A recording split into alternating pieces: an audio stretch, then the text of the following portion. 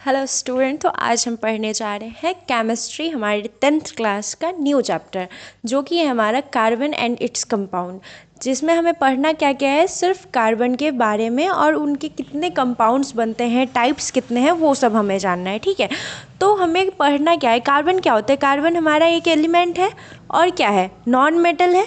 तो कार्बन क्या करता है, हमारे कार्बन का कलर क्या होता है, ब्लैक होता है। उसके जो उसका एलिमेंट का नंबर क्या है, तो 6 है। ठीक है, यही सब जानना है कि कैसे कैसे कार्बन कितने बॉन्ड बनाता है, कौन सा चेन बनाता है, सैचुरेटेड होता है, अनसैचुरेटेड होता है, टाइप्स उसके, ये सब हमें पढ़ना है। ठीक है, तो हम फर्स्ट लेक्चर लेने जा रहे हैं, तो हमें पढ़ना क्या है। और देखिए, जो भी कार्बन एंड इट्स कंपाउंड का है तो सारे लेक्चर होंगे और उसमें सारे एनसीईआरटी के बेस्ट टॉपिक्स होंगे। ठीक है, इधर उधर का टॉपिक नहीं होता है। ठीक है, तो आप उसके साथ बुक लेकर बैठें। ठीक है, हम हर लेक्चर में बोलते हैं कि आप बुक लेकर बैठे। ठीक है, बुक लेकर बैठें और जो हम पढ़ा रहे हैं उससे पहले का जो 3 चैप्टर पढ़ाए हुए हैं, ये 4th चैप्टर है ना, तो उससे पहले जो 3 चैप्टर पढ़ाए हैं वो सब आप देख कर आया कीजिए कि आपको इसमें भी हमें वो चीज़ नहीं पढ़ाना पड़े, क्योंकि जो हम पहले चैप्टर में पढ़ा चुके हैं उसको हम हर बार तो इसमें नहीं लिखेंगे ना, वो अलग अलग हो गया। ठीक है, तो उसमें हम नहीं लिखते हैं, पर आप अगर ध्यान से सुनिएगा तो वो सब का हम डेफिनीशन और क्या होता है वो हम समझा देते हैं। ठीक है, तो आप ये ज़रूर कीजिए कि सारी चीज़ों को ध्यान से सुनिएगा और बुक को लेकर बैठिएगा और ध्यान से सारी चीज़ें सुनिएगा। देखिए आप ये ज़रूर समझिए कि जो आपका 9th 10th 11th 12th ये जो 4 जो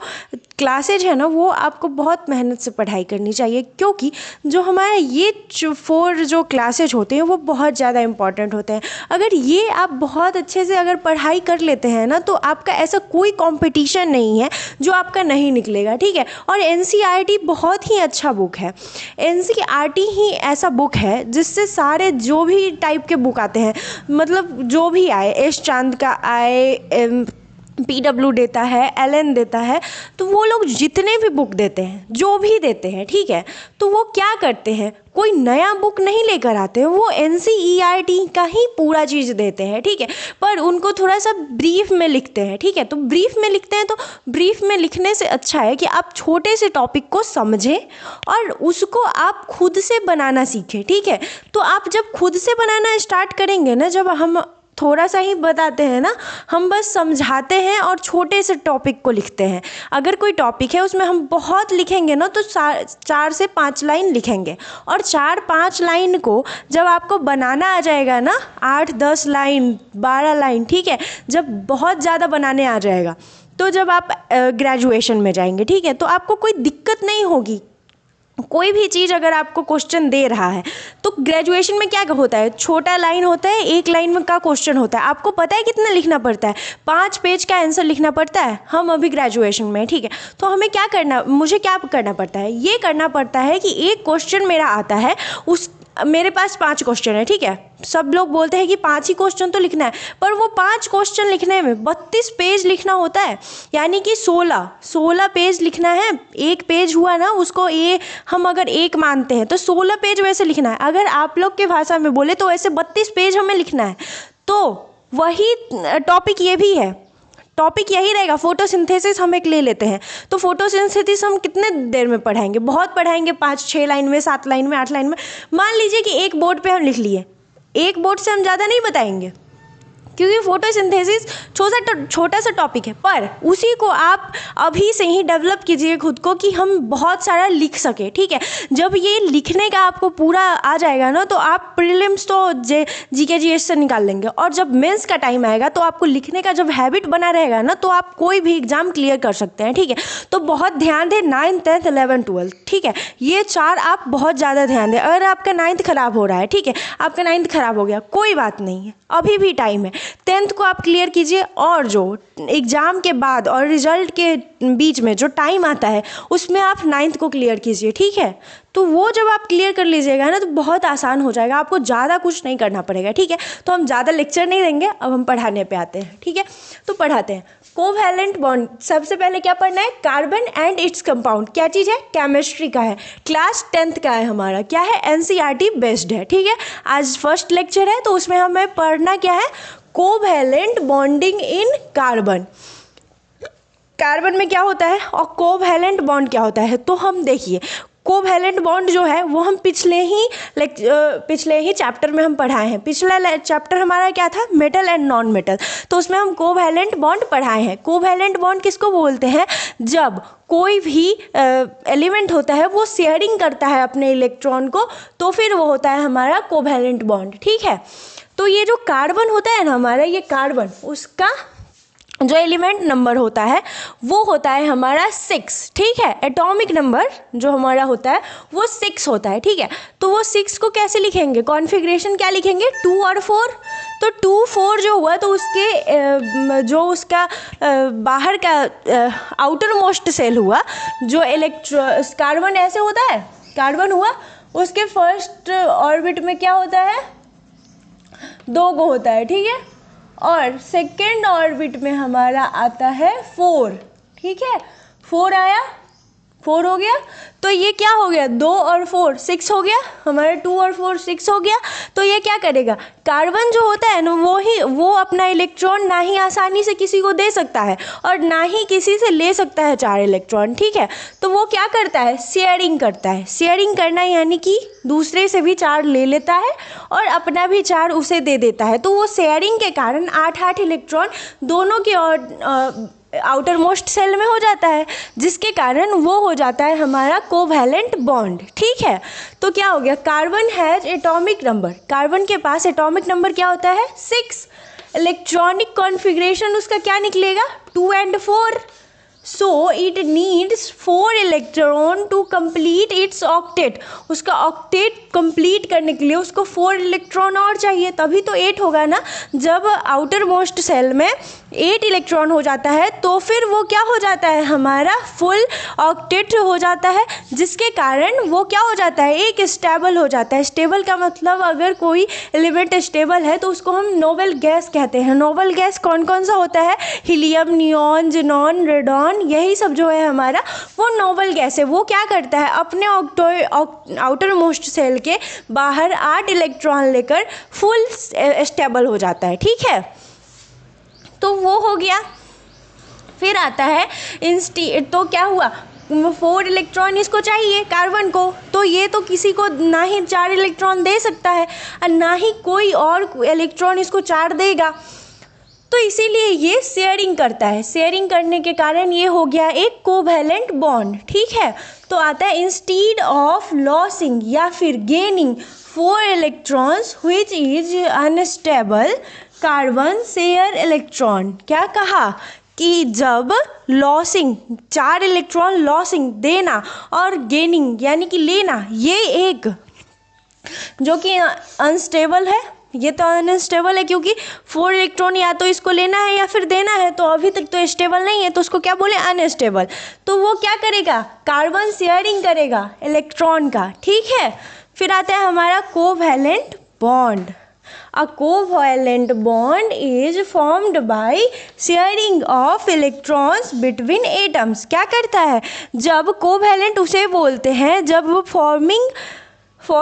जब कोई भी चीज़ शेयरिंग ऑफ इलेक्ट्रॉन एटम के बीच के शेयरिंग ऑफ इलेक्ट्रॉन में बनाने वाले चीज़ को हम कोवैलेंट बॉन्ड कहते हैं। सीधा समझिए कि अगर हम कोई भी चीज़ नहीं, एलिमेंट अपना एटम शेयर कर रहा है, इलेक्ट्रॉन शेयर कर रहा है, तो वहाँ पे जो शेयरिंग हो रही है उसको हम कोवैलेंट बॉन्ड बोलेंगे, ठीक है। फिर आता है हमारा एग्जाम्पल, कोवैलेंट बॉन्ड का एग्जाम्पल लेते हैं, ठीक है।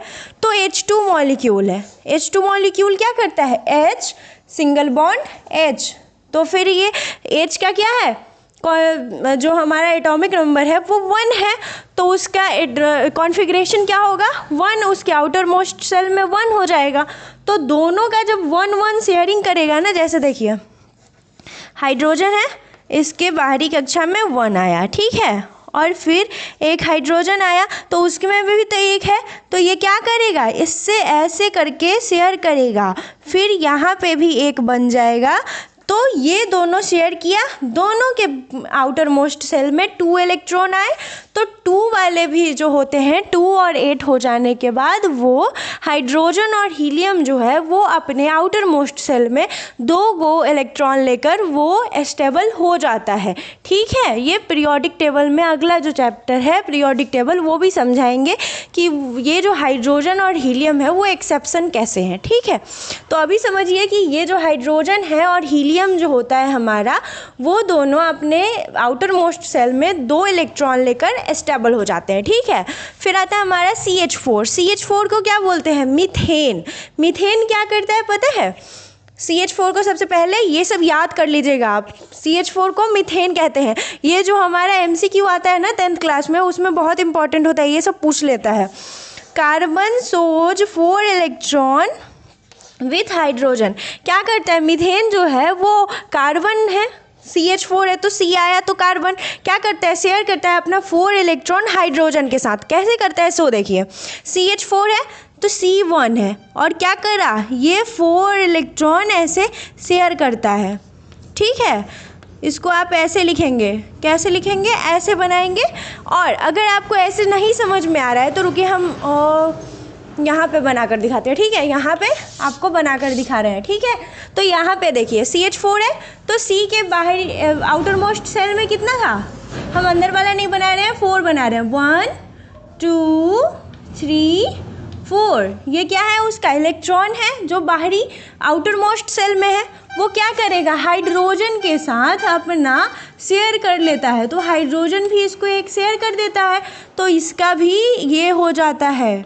फिर हाइड्रोजन के पास 2 हो गया तो ये भी स्टेबल, और हाइड्रोजन के पास कार्बन के पास 4 हो गया, 4 आया ना हाइड्रोजन वाला, तो 4 और 4 8 हो गया, तो कार्बन भी स्टेबल और हाइड्रोजन भी स्टेबल। तो ये हो गया हमारा, क्या हो गया, एक कोवैलेंट बॉन्ड है जो शेयरिंग के कारण बना। इसको हम क्या बोलते हैं, मीथेन बोलते हैं, मीथेन। ठीक है, समझ में आया, क्लियर है। फिर हम देखते हैं प्रॉपर्टीज ऑफ कोवैलेंट कंपाउंड। अब कोवैलेंट कंपाउंड के प्रॉपर्टीज देखेंगे कि उसमें क्या क्या खूबियां हैं। ठीक है, तो प्रॉपर्टीज क्या है, तो low melting and boiling point. क्या करता है, ये जो कोवैलेंट कंपाउंड है उसका मेल्टिंग पॉइंट और बॉइलिंग पॉइंट लो होता है, यानी कि बहुत कम होता है। ठीक है, फिर क्या करता है, पुअर कंडक्टर ऑफ इलेक्ट्रिसिटी। ये जो कोवैलेंट कंपाउंड होता है वो इलेक्ट्रिसिटी का पुअर कंडक्टर होता है। कंडक्टर का मतलब कोई भी चीज़ इलेक्ट्रिसिटी में प्रवाह करना। तो कार्बन है तो वो नॉन मेटल है, नॉन मेटल क्या करता है, वो क्या होता है, इलेक्ट्रिसिटी कंडक्ट नहीं करता है। ठीक है, तो ये सब जितना भी चैप्टर है ना वो सब से कोरिलेटेड है, एक दूसरे से कोरिलेटेड है। तो आप सबको एक लाइन बाय लाइन देखना शुरू कीजिए। ठीक है, तो हम 3 चैप्टर पढ़ाए हुए हैं वो भी देखिए, फिर चौथे लेक्चर में ये देखिए। ठीक है, फिर आता है हमारा generally in soluble in water. क्या करते हैं, कोवैलेंट जो कंपाउंड होता है वो वाटर में सॉल्यूबल नहीं होता है, जनरली तो नहीं होता है, कभी कभी एक्सेप्शन केस में हो भी जाता है। ठीक है, तो ये हो गया, यहाँ तक आपका क्लियर है। Properties of covalent compound, covalent compound किसे कहते हैं, कैसे वो शेयरिंग करता है। यहाँ पे जगह नहीं था तो हम आपको यहाँ पे दिखा के समझाएं शेयर कैसे करता है। और फिर कोवैलेंट बॉन्डिंग कार्बन में कैसे होता है वो भी समझ में आ गया, यहाँ तक आपका क्लियर है। फिर आगे देखते हैं versatile nature of carbon, carbon का वर्सेटाइल नेचर। ठीक है, तो वर्सेटाइल नेचर क्या क्या है उसका, carbon is special because of 2 main properties. ये जो कार्बन है वो स्पेशल क्यों कहलाता है, उसके 2 मेन प्रॉपर्टीज हैं, उसके कारण वो स्पेशल माना जाता है। कौन कौन से हैं, कैटिनेशन, कैटिनेशन और टेट्रावैलेंसी। ये याद कीजिए आप, catenation and tetravalency.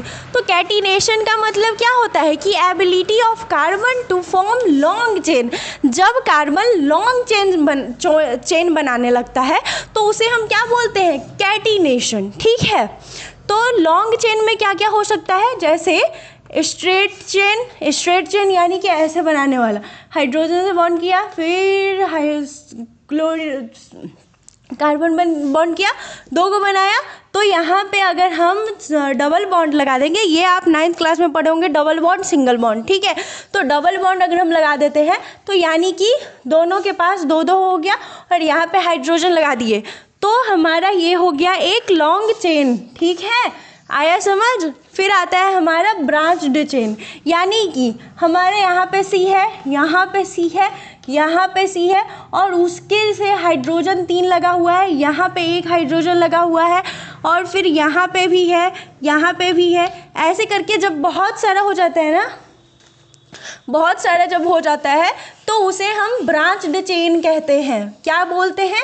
Branched chain, ठीक है।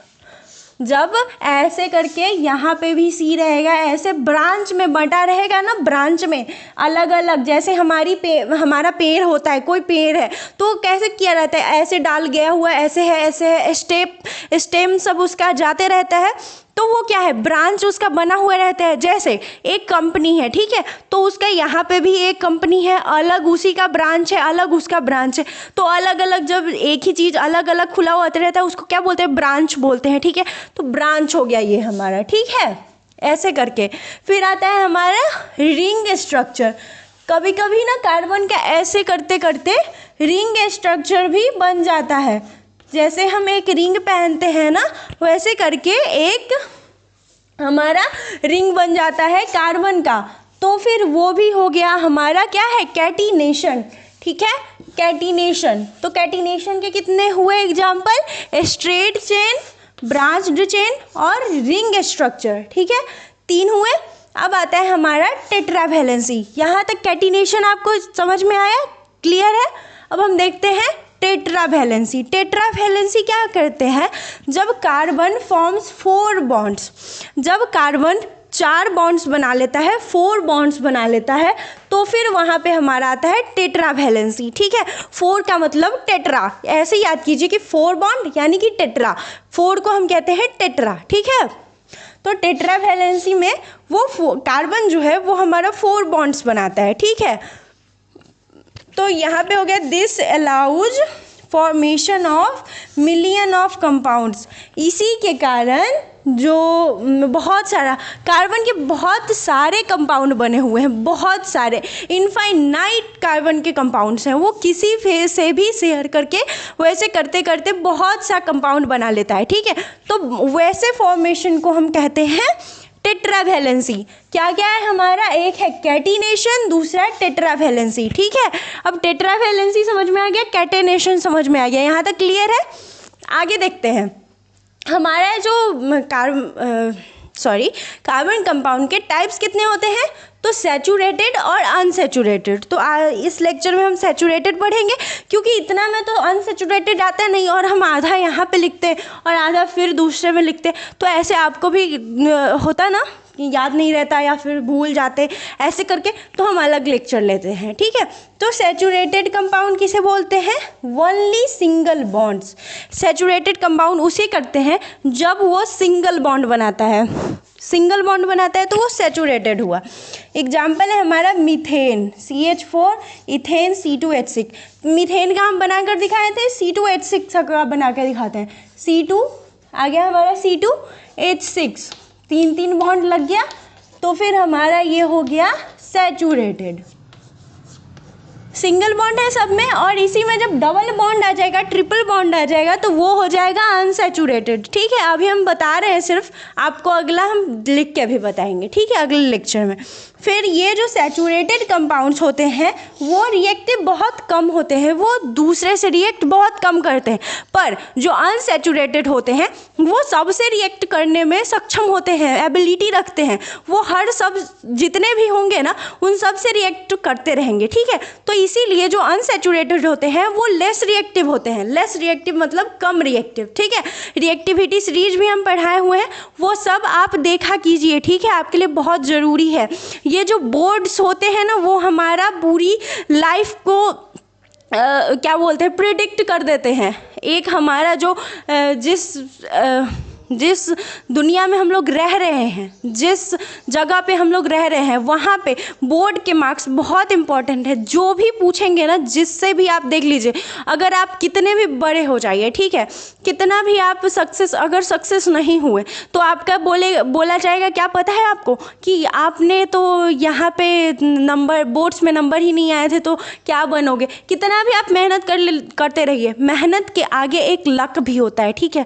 लक बहुत ज़रूरी होता है, ये मैंने अपने खुद से देखा है, अपने आप में वो है कि लक बहुत इंपॉर्टेंट होता है। मेहनत आप चाहे कितना भी कर लीजिए, लक बहुत इंपॉर्टेंट है। पर इसका ये मतलब नहीं है कि आप मेहनत करना छोड़ दें। मेहनत आपका वही रहेगा, लक भी कभी कभी आपका साथ छोड़ता है, पर हर टाइम नहीं छोड़ता है, ठीक है। तो इस पे आप ध्यान देंगे। यहाँ तक आपका क्लियर है? अगले लेक्चर में हम और पढ़ाएंगे, ठीक है। इतना के लिए थैंक यू।